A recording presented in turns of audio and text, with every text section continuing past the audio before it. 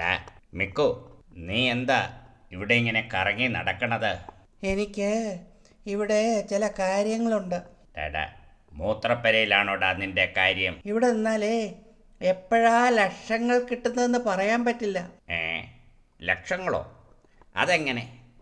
നീ ഇവിടെ വരുന്നവരുടെ വല്ല ബാഗ് മോട്ടിക്കാനുള്ള പരിപാടിയാണോ? ഏ, മോഷണമൊന്നുമല്ല. നിയമപരമായിട്ട് ലക്ഷങ്ങൾ കിട്ടും. ഏ ഏ ഏ അതെങ്ങനെ? കോഴിക്കോട് ഒരു പെട്രോൾ പമ്പിൽ ടോയ്ലറ്റിൽ കയറ്റാതിരുന്നതിന് പത്തനംതിട്ടക്കാരി ഒരു ടീച്ചറിന് പരാതി കൊടുത്തു.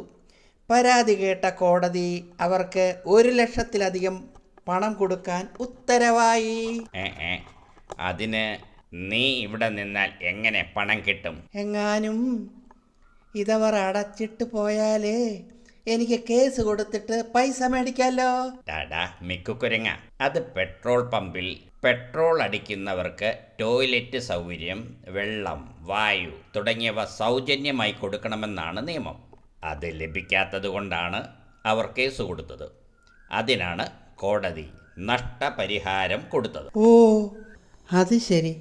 അപ്പോൾ പെട്രോൾ പമ്പിൽ കയറുന്നവർക്ക് വണ്ടിയുടെ ടയറിൽ കാറ്റടിക്കുന്നതും ടോയ്ലറ്റ് സൗകര്യവുമെല്ലാം സൗജന്യമാണ്. ഓർക്കുക പമ്പുടമകളെ.